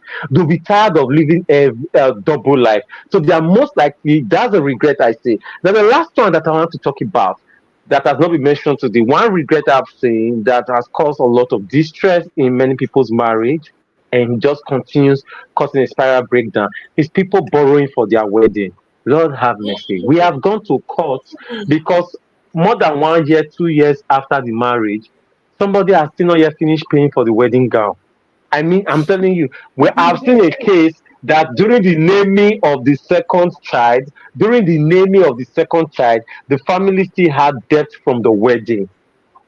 Now, when we are talking about things that usually causes stress for marriages and rest, young marriages, money is significant, whether it's young or old. And the worst thing you can do is to start with debt. So as much as possible, you avoid it. Your marriage may be healthy, but if there's financial stress, it will affect the sex, it will affect the harmony, it will affect the spirituality, it will affect almost every other. It will even affect the growth of it. So try to avoid debt. Those are the three things I want to just mention, ma'am. Thank you so much for that. It's so spot on. I like all the points you gave because this financial wahala, please, have your wedding to your capacity. Mm. We go chop, we go clean out, go house, but now you did the marriage. Have your wedding to the best of your capacity. And I've not seen any wedding that has trended. You need to know the level of the wedding you will do for it to trend for 1 week. In Nigeria, new trends come out every day. Yeah. Run yourselves into debt for something that even the trend no go past 1 day, and then we have all moved on with our lives and you are stuck there. But it's also the Mm. angle of that is also part of what we've been discussing here, where these two people are whole in themselves. and have a sufficient sense of self-worth. Because when you look at what drives a person to want to show off and do a ceremony beyond your capacity, it has a bit of element of shame in there. It has a bit of element of peer pressure. It has a bit of element of wanting to impress people. And all of that can find expression in your individual personal harmony. Because if you are whole and you know that one event does not define your worth, you're not going to have to go into debt. So, in as much as we're saying to people, don't run into debt, we also need to call their consciousness to why they might be pushed to wanting to borrow to do wedding. And so that is heal yourself, get to a comfortable level of your knowing yourself and accepting your self-worth, such that you don't, it's not that you don't care, but you are not really going for trends. You are doing what is within your capacity, knowing that there is life after wedding. Thank you so much for sharing that. There was something else you said, but it escaped my mind, but I thought it was really spot on. So there's so much to talk about. So much to talk about. But this one, we have touched a bit on it, but it's trending now. So I need us to touch on it whilst we're, taking the conversations, and I'm enjoying it so much. I hope the people watching are also enjoying this new miracle marriage thing. Is a wave that we are seeing. Somebody will just say, I stay. God revealed my partner to me. And these people meet last month. In the next 1 month, they are getting married. I don't know. Maybe I'm thinking about it too professionally. I also do not know that there might not be a rigid rule on the length of courtship. But then, what are the pros and cons of this miracle marriage, where you just meet someone and if you read the stories of people who have shared about miracle marriage, I see one trend. The person is just healing from a broken relationship and feels that God has now consoled them. I don't know if there's also that element of, if I've been in pain too much and this looks like good enough, maybe I should just get into the good enough and not want to get into know, because they say if you want to know everything finish, you go begin to see all the bad things. But honestly, let's discuss it. Miracle marriage, is it worth it? What are the pros and cons of it? Who is going first? All right, you are family lawyer now. So, Okay. Let me try this. Okay. The reason I want to try this. Go ahead, because now I don't. The reason why I want to continue this conversation. Okay, go ahead. Is that my father is a pastor, right? I am a pastor's kid, but in all my years of preparation for wedding, for marriage, I said I'll be prepared for marriage from childhood and the rest. And I discussed with my father. I gisted with my father a lot. My father till now, we used to gist babes. The first Valentine card I ever gave out, my father bought it for me. When I was growing up, even when I was in the university, if a female friend visited me at home and I was not in the house, my dad would prepare lunch for the person. My dad would cook the person. So that's how free my dad and I are. Interestingly, my dad being a pastor, there was never a time he said, oh, when you want to pray, when you want to get married, you have to pray to God to hear God's voice. You have to be sure God actually has to say it is this person. This is how to hear God's voice regarding choosing a spouse, regarding who to choose. I can say that my father never mentioned any of that to me in choosing a wife. Never. And I still usually wonder why. If there was anything regarding spirituality in choosing a wife that my father ever mentioned in our conversation, was that if you ever ask out somebody for marriage and she says she wants to go and pray about it, please don't even worry. Don't bother say you are waiting for the person, because she's not going to pray about it, or she's not serious with her life. Because if it is when you ask her, she's going to pray about it, she does not feel like you're interested in you. All the talking stage, all the times you have been interested with her, she ought to have picked the signs and see the and see the signs and pray about it. And no, my father would usually say, if she has been praying about it, the moment you showed up, she would have known if you were her answer or not. So when it comes to prayer, even as a pastor's kid, I don't actually even know how to teach people. You have to pray, you have to see, you have to hear this voice of God, you have to hear this and that. What I was taught, how I was raised, was that you should know all the values that you want and everything that is expected of a spouse. So when you go out there and you see people that have it, that person is good enough. So I grew up with the mindset that I was raised with the mindset that there's not one person that is made for another person. There's not one person that is made for another person. God does not run a limited liability company, right? So it's not limited to one spouse for you. The idea about it is that you are supposed, there are qualities God has already written in scriptures, the quality, whether you're a Christian or Muslim, the qualities you should look out for, and you should look out for those qualities. If you find those qualities and the person agrees to marry you and the two of you are at peace with each other, you have that peace and calmness, that is fine. And my father will always say something: you should choose who you want to marry from the people around you, because the people who are around you, which means your friends, your circle, is that these are the people who share the same values with you, the same mentality with you, the same social status with you, the same spiritual status with you, the same everything with you. That is why they're in your circle. If they did not share the same things with you, they will not be in your circle. So if you want to choose, you want to consider the people in your circle. These were the things that I was raised with. And let me shock you about something. When my father was to remarry, my mom died at 18, and when my father was to remarry, he was one time interested in somebody, then later he became interested in my mom. When she was not interested in my mom, I'm making reference to my stepmom now. Okay, this was how my father got married. It will shock you. My father is a pastor, all right, and I'm also an ordained minister. So this is it. My father met my mom for the first time in April. The next time they saw each other again was in June or July of the same year. By August, they had done their traditional marriage. By September, they had done their statutory marriage. And by October, I was my father's best man during his church wedding. And now that was in the year 2010. Today, this is 2024. If you ask me, all right, who is a better wife to your father between your mom and your stepmom? Man, if I give you the answer, you will say I am wrong and I'm bad and I'm all of that. I'm a spoiled child and this and that. But I will tell you that the living is better than the dead. So that's just the answer I give people. I say somebody who is living will always be better than somebody who is dead. Because this woman that he married is so amazing. It's so sweet, right? People don't believe that it's my stepmom. And my father met her in April, and by August they were married.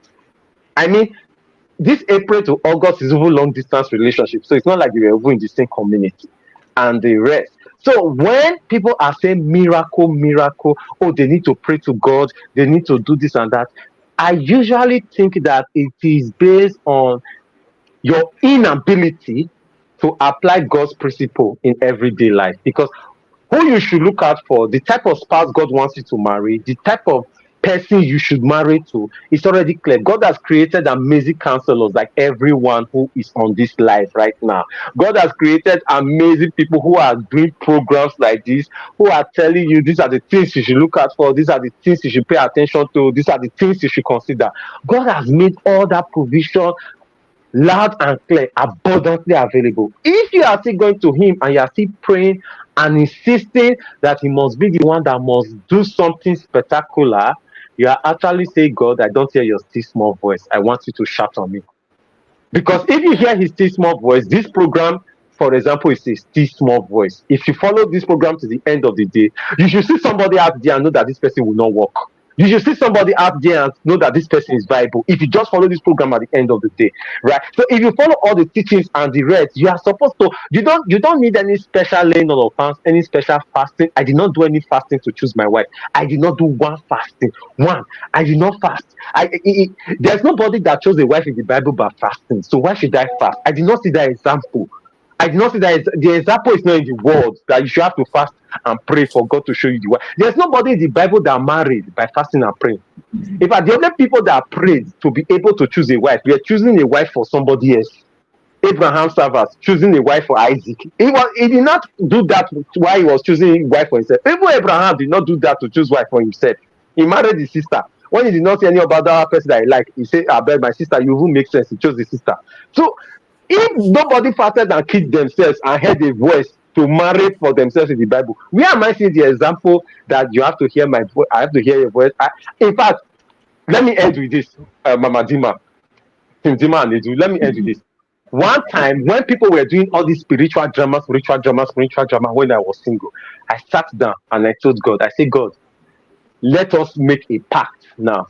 If I ever hear a voice, or if I ever see any person in my dream, that's the person I will not marry.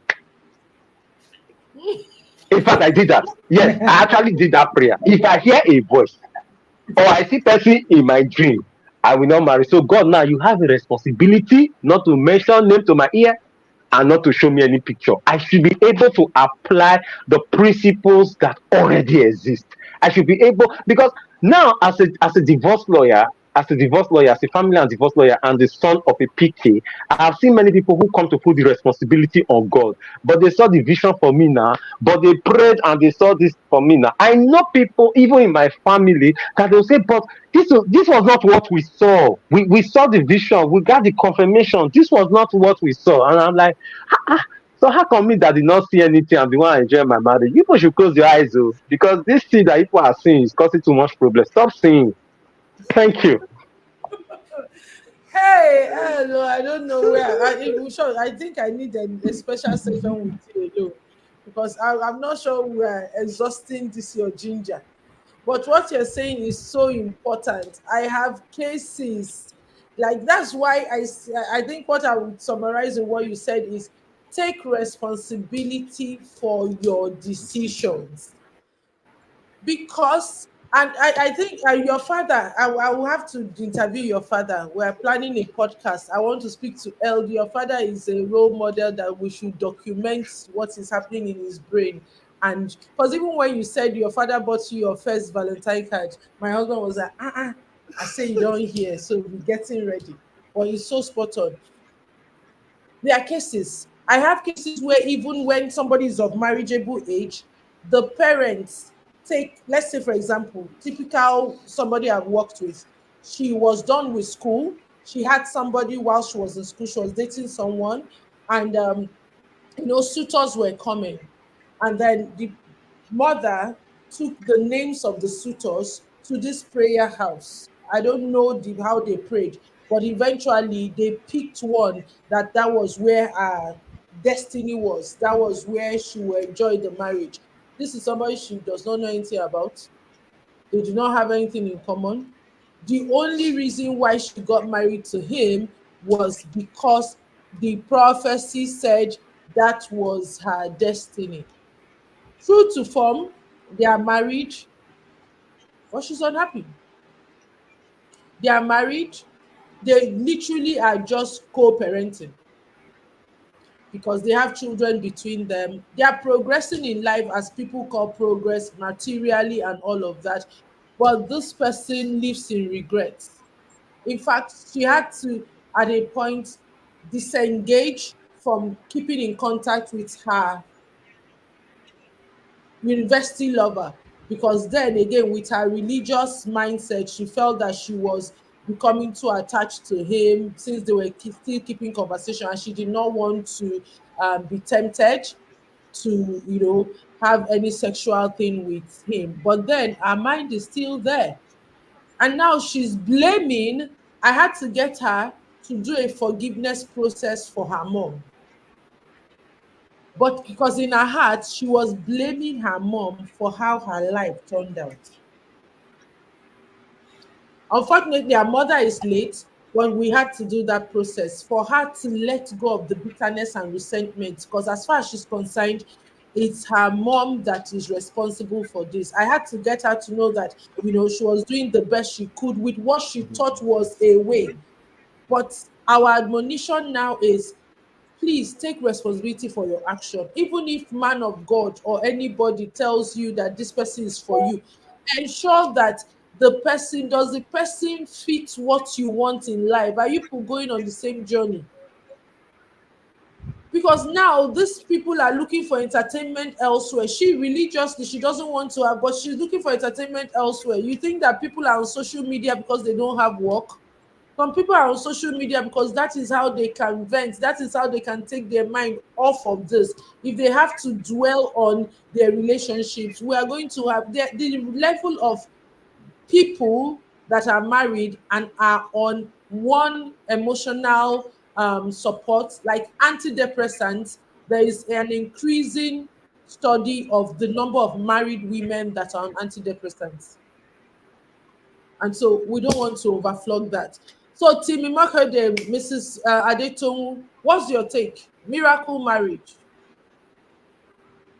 Okay, so I believe that life is spiritual. I mean, there is a part of us that the supreme being, we're connected to God.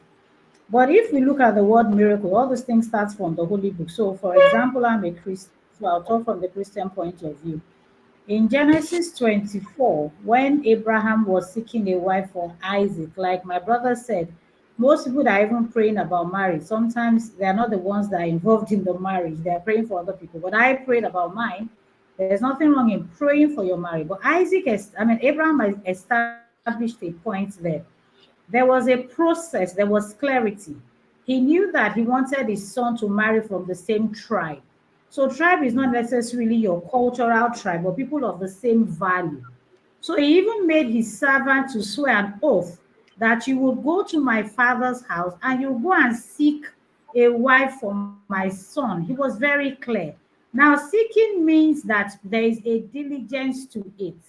So this thing of miracle marriage has its pros and cons. Another thing I want to say is that pastors, the Bible says that we know in part and we prophesy in part. Anybody telling you, many people will advise you, they would only advise you to to the extent of what they know. But the truth is, in the multitude of counselors, there is safety. But any decision you make becomes absolutely your responsibility. So when you say that somebody gave a prophecy and then you were moved by that word, you now chose a spouse based on what the person said. When the challenges are there, are you going to hold that person responsible? The person is not even aware that it was based on what they said that you did what you did. So it's a precarious liability. I would say that just like every single one of us has to take responsibility for this institution called marriage, you cannot transfer it to somebody else.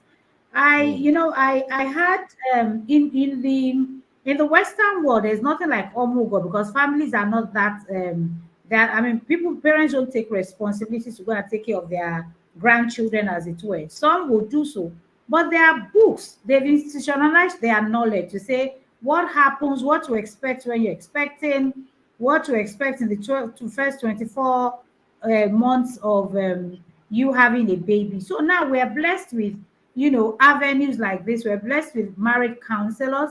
I don't think you need to rush into marriage based on a miracle situation. More often than not, what I will counsel is your preparedness for marriage. I think that Mm. the cons outweighs the pros. That means you have more negative effects in doing the miracle marriage thing than you have the positive. Thank you. All right, so it doesn't matter. God can speak, so you can get some insights on prophecy. But what you're saying is that you should still take the responsibility to do the adequate preparation. And Yes, like ma'am. Austin said, the misconception of chemistry, because when we look at chemistry, it's not just the physical attraction, it's not just the emotional connection. Spiritual affinity is also part of chemistry. So I'm attracted to this True. person. We are doing this journey because we have similar spiritual beliefs. Should not also stop you from doing the necessary preparation. And if people who were joined based on prophecy or shared spiritual beliefs can, after any time, still separate, because we've seen people who are religious people separate in marriage, it means that this is a word for a single listening. At the point where you are still preparing for the marriage, in spite of the prophecy, in spite of the word that you heard, and we are seeing signs that this thing, we are not headed in the same direction, you can still terminate that relationship, because even that prophecy-based relationship can still end up in separation in marriage. Because I always say to people, a broken relationship is better than a failed marriage. So that is one word. So many questions, but time is running. But I want to take this for the men. So I'm going to start with Nadine, and then Austin will share something on that.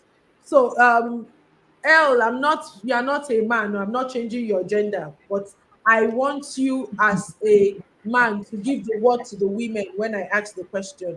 Because somebody was saying to me, I've not tested that survey, but in last week I was talking with someone and he said that, have I noticed that women like to take relationship advice from men? Why men like to take relationship advice from women? I'm like, okay, I don't know if I actively have that in my mind, but I just got curious after he said it that I'm going to start observing. So we want to speak to the single men now. And there's this worrisome trend of more women becoming more empowered, more women being Yeah. more open to Yeah. personal development and all of that. Yeah. And it seems like Mm. our men, especially, of course, again, we can attribute that to our Africanness. How men are made to look like, oh, their value and importance is in their provision and all of that. So men are more tilted towards career development, towards business. If you give a seminar now how to make money, then go full there.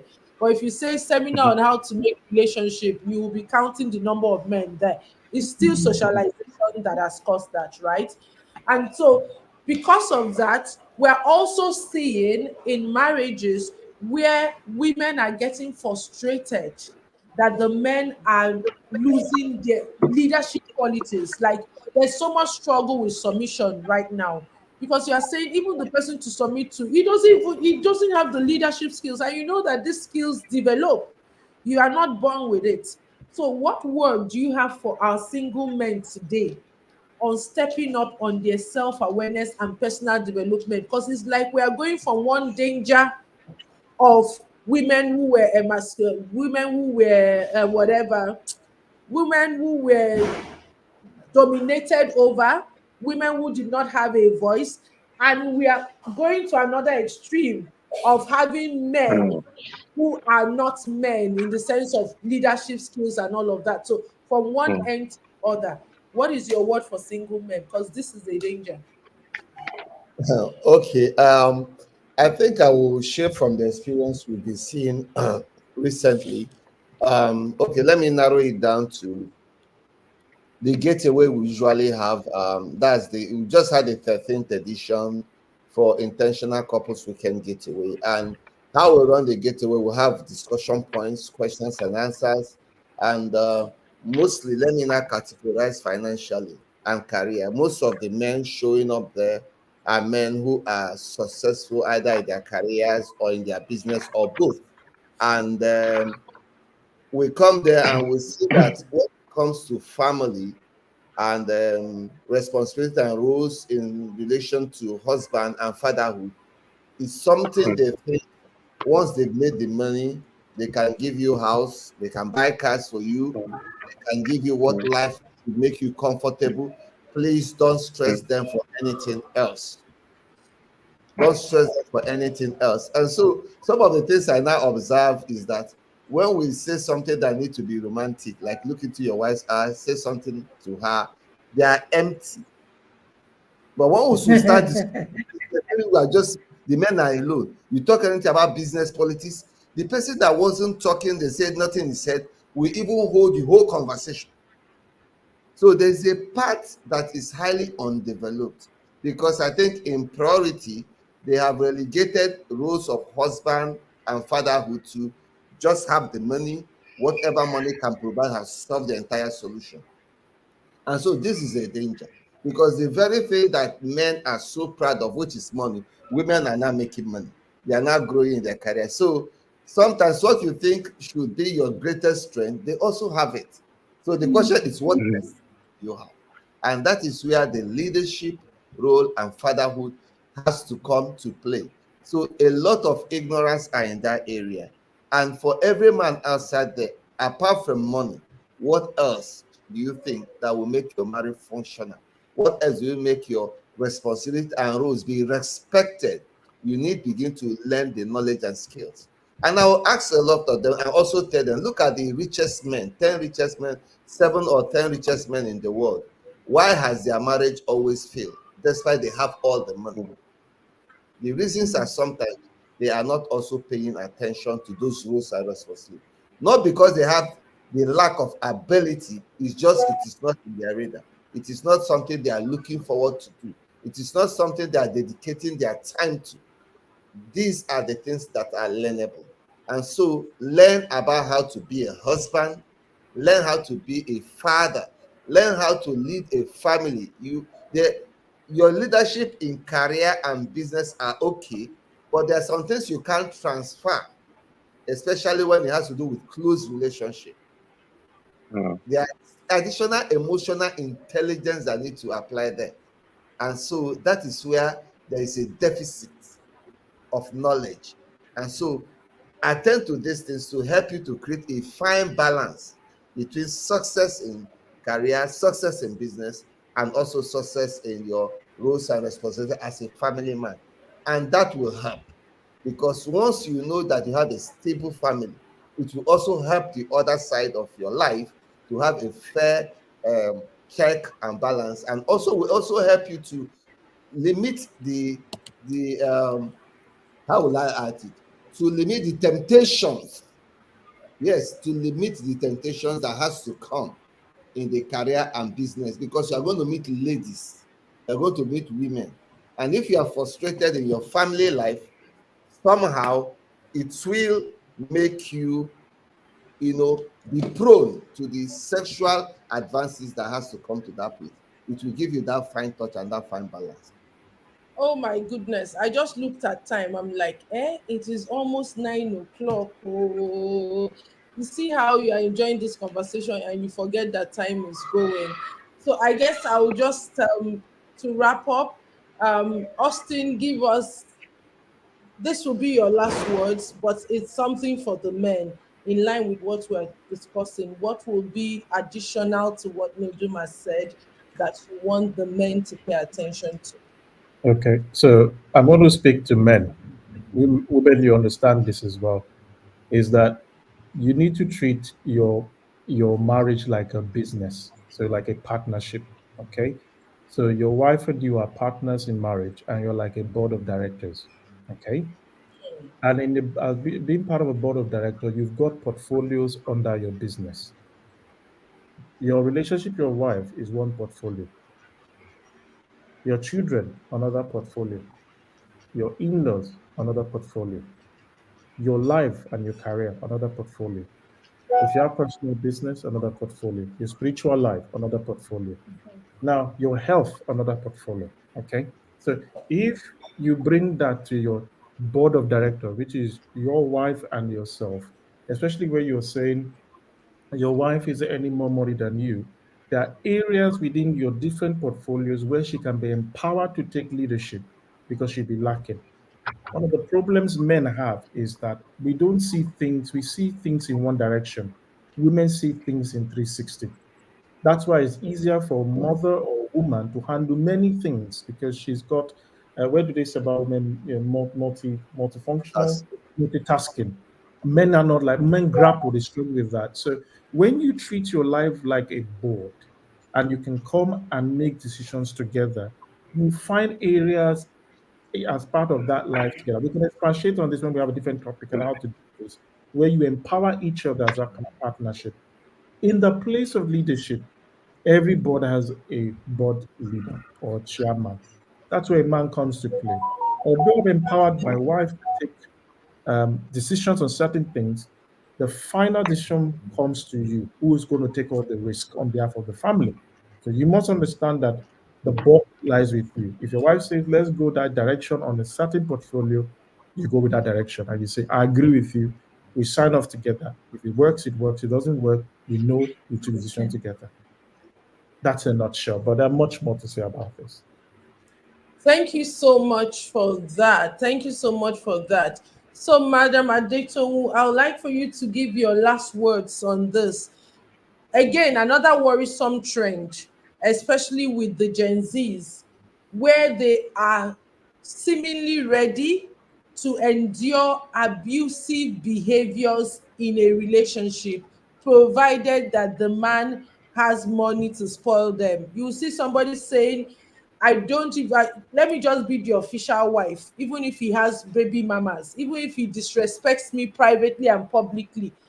The new cliche is money stops nonsense.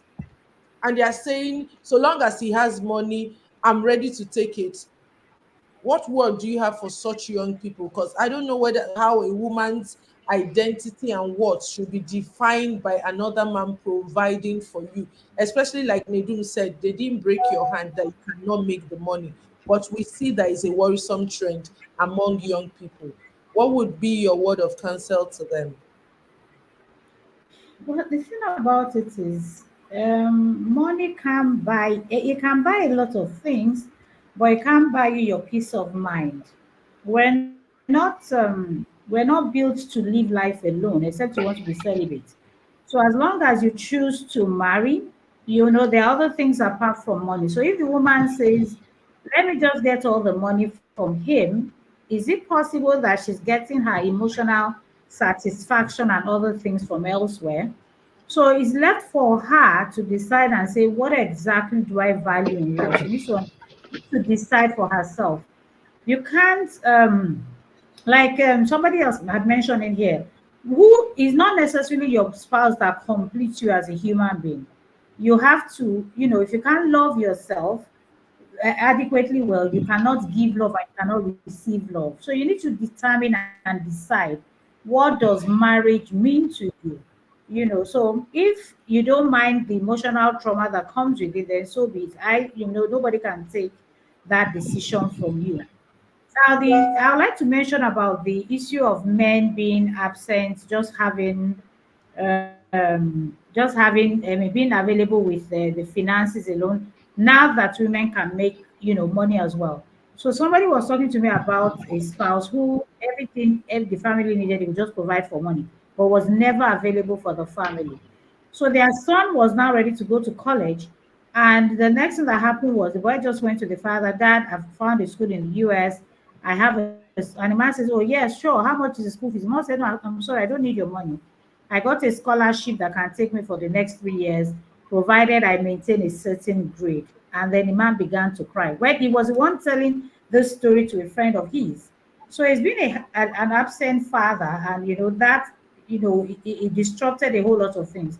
So the man began to evaluate himself for the first time and say, what exactly is going on here? Even though the money is there, but he has lost the family. So for the Mm. first time in his life, he began to reassess situation and prioritize being with his family. So I would say that we really, really decide what we want out of life. Money sometimes can be. I mean, people are very wealthy, and then when they are ill, money couldn't save them because it was just time to go. So there are too many things involved. Money can't be everything that we focus on. Yeah, thank you so much, ma'am, for that. So for the men, please also prioritize work-life harmony. So that's like um Adetonwu has said, and I think Austin, I love that your analogy. I've written it down of your family as a business, and both of you being board of directors, and the different departments being the different portfolios. That is so spot on. So, L, your last words to these Gen Z babes, this small babe, big God generation, this money stock nonsense ladies that want to have any man talk to them anyhow, treat them anyhow, so long as it's provided. And there was one particular time a group of people did a research working with, and this is, we're laughing, but it's really painful. Oh, even Sure. young girls in their teen years are already buying into this ideology. Somebody Mm. did a survey to talk about, oh, if this man he can provide this and that, but he disrespects you, he has baby mamas all over, will you still be in the relationship? They said they will get married. He can be doing his nonsense, but give them the money. What do you have to say to such young girls in 1 minute? Dear sister, I would like to let you know that this life is a journey. So allow me to call you dear sister. And I'm going to tell you a story I heard from another single lady. She prayed to God and said, God, give me a man like my father who is so perfect. And the father said, no, God should give you a better man because I have cheated on your mom before. I was abusive on your mom before. I did all of that. I only got better over time. And the rest, at the beginning, it was not so. So, dear sister, I want to let you know that you can find men who are faithful, who are trustworthy, who are disciplined. We may look scarce, but we are actually not scarce. It is your your point of view, the mindset that you have that has created lenses that is blocking this kind of men from your side. So you can have great men. There are great men around who are single, who will not cheat on you, who will not be abusive, who interestingly, some are rich and some are already growing to be rich. So this is what I want to tell you. I know you want to marry someone like your father and you want to have a house like your mother. I mean, you want to move into a house that has the washing machine, that has the freezer, that has a fridge, that has the ovens, that has everything you are living in right now. But your parents did not start from here. They grew to that level. I'm not saying there's anything wrong or anything bad if you have that right now, but be willing to grow your own garden, be willing to grow your own house. And hello, for the sister that is just about getting married, why you get married, remember that you are not the Proverbs 31 woman. You are not her. Your name is Abike, and I know your house address. Please don't try to kill yourself because today you are not the homemaker. In those days, you may have been the homemaker due to gender rules, but today the world has now has a new dynamics that allows both people to build the house and make the home. I've not been talking about my mother, but about my father. So it means that my father was my own homemaker that made me who I am to a large extent today, right? So, dear sister, we are amazing. You can have a great marriage like the one you are seeing right now. You rock.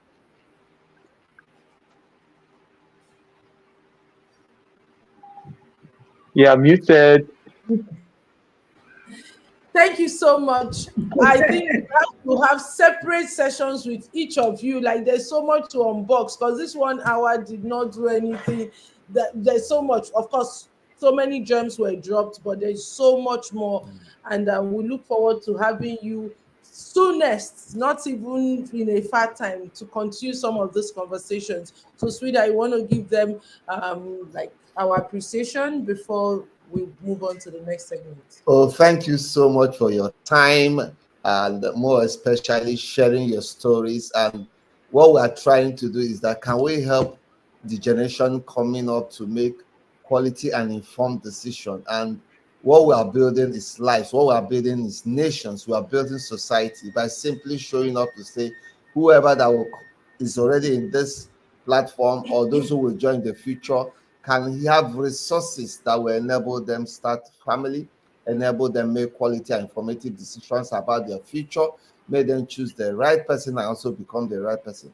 Thank you so much for your time. Thank you for standing here with us to share amazing opportunities and lives. We love you. We are so grateful for joining us in this year edition of Lovathon, a legacy about our wedding anniversary. Thank you. God bless you. Really good. Before you run off, we have one pretty young lady here who wants to also share a bit of what she has learned from listening to all of us and also extending the vote of thanks on behalf of the case. So, Kachim, you have the floor. Good evening, everyone. I want to start by saying a big thank you to everyone who attended this live. Thank you to all the guest speakers, Mr. and Mrs. Imokwede, Mr. L, all right, and Miss Adeto Otepola. And what really got me in this was I am someone who makes decisions very quickly. I don't like staying on one place without making a decision. But when it comes to marriage, I'm always so skeptical. And this life has given me more things to think about for the future. And especially during Mr. All right session, I really learned a lot from him. Thank you so much. Has been teaching us so much from week 1 to our final week. I can say that your marriage is an inspiration to all. And if I were to get married, I hope it will be like yours and even better. And lastly, we thank God for allowing this program to go smoothly and successfully. And we ask Him that the more programs we have in the future will also be as successful. And to the team that were in the background, we also thank you as well. Your input to this has been extraordinary. Thank you, everyone. Thank you so much, Kachim. Thank you, everyone. So, Kachim, you see Al all right. You want to, I will give you his contact. So, L, that is your protege coming after you because she's studying law and we've been discussing she has an interest in family law. So maybe she should come and meet you to be mentoring her on that direction. So thank you, everyone. We really appreciate you, all our guests, everyone who has stayed on with us for those 4 weeks. And remember, all of the sessions of the Loverton are still accessible and will continue to be accessible in the YouTube channel. So if you've not subscribed, do that. And we'll also have weekly conversations going on in that channel. And if you have been here, you will agree with me that there's so much more we need to learn from the Mercedes, so much more from L, so much more from Adeto. So watch out. You will see our flyers coming out soonest, where we'll be having separate sessions with them to go deeper into the concepts that we've discussed today. From me is thank you. And remember, your marriage will work, especially if you're open to getting the right information and applying the right information to your own dynamics. What will be your last words, sweetheart? Marriage is beautiful. Marriage is awesome. Marriage helps and supports life flourishing. Go out there, take the risk, apply faith. You may not have all the answers, but as you live hopefully and faithfully, and as you keep learning, the answers will come. Thank you. And I think from us and everyone in the Start Your Marriage Right team, it is thank you, God bless you, and go and apply what we have all learned today. Timi Makode, L, Mrs. Adetun, thank you so much and enjoy a beautiful week ahead.